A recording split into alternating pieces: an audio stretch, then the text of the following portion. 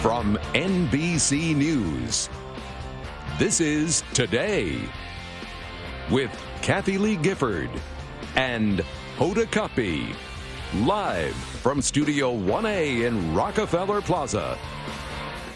Yes, we have. Is the lack of daylight already affecting your mood? Oh, that's why they're over there.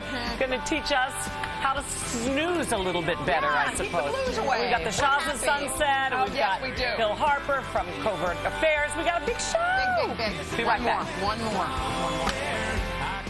All right, we turned our clocks back 1 hour over the weekend, and just like that, evening light was gonzo. Research shows the time change can affect your mood and your sleep patterns. So instead of turning into Gabby the Grumpster, we've got some advice from the experts. Yeah, they are Dr. Carol Ash, the director of sleep medicine at Meridian Health, and Michael Bruce, a clinical psychologist and sleep specialist.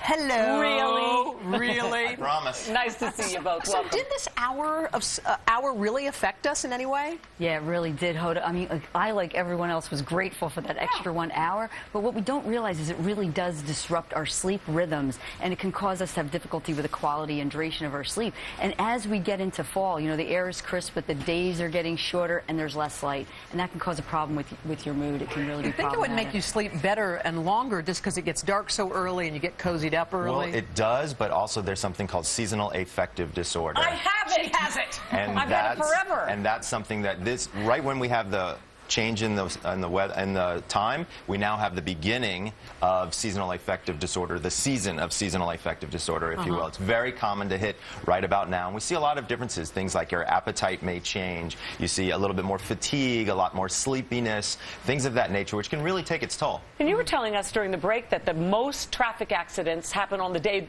that in spring when we spring forward and lose an hour. That's correct. So yeah. What I don't understand is why don't they just take the daylight savings day, and instead of it being on Sunday, why can't it just be on Friday? And give us a Doesn't it seem to make more sense? To Give us the weekend to get I used can't to figure it. that one out. So how geniuses are at the helm. I'm just saying. How do we get in sync then? How do we get our sleep in sync? What are some tips that we can take Well, there's away? a couple of simple things you could do. Number one thing is you want to stick to the same wake-up time every single day, even on weekends, believe it or not. weekends? Oh, yeah. And it'll set your clock. It really will. And, you know, there's some lovely things here that'll... Of course there are. What's on that? She has drugs. She's got Well, vitamin one of the D. things, yeah, vitamin D is a big factor. We know that because people aren't getting as much sunlight, they're not producing as much vitamin D. We know that vitamin D has a lot to do with fatigue and our energy, that feeling of energy. Yeah. So if somebody wants to supplement with vitamin D, maybe 1,000 to 2,000 IU each time daily is definitely going to help with that overall fatigue. At the same time every day, too.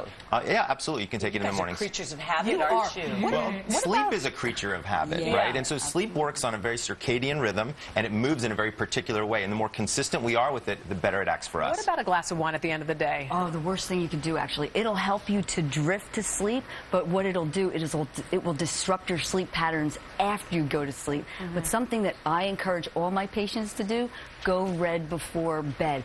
Tart cherries are naturally high in melatonin. Really? Yes. Jerry's afraid I'm going to steal the cherries. And it'll actually improve the quality and duration of your sleep. If you drink tart cherry juice, 1 glass. Really? Yep. If you did it for 7 days, you'd actually see an increase of 40 minutes of sleep, and your ability to stay asleep would increase by 6%. We just want to see this. We have a What about if you behind have it us. at 11 in the morning? Will that affect my nap? I think it will. It might. What about It might. daylight? If you don't have your hands on some tart cherry juice, another fruit that's actually very good, high in antioxidant and helpful for sleep, believe it or not, kiwi.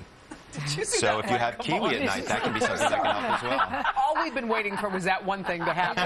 The shade to go up and the sunlight to come Bright in. light. If you get exposed to bright light, it'll make a big difference. Keep blue lights out of the Yes, way and keep all correct. the technology away from the bed. Blue light suppresses melatonin, so it'll stop you from falling asleep. Think of melatonin as the vampire hormone. It only comes out in darkness. We love it when you talk like Yes, that. we do. Thank you both Goodbye, very, guys. very Thanks much. so much. All right, there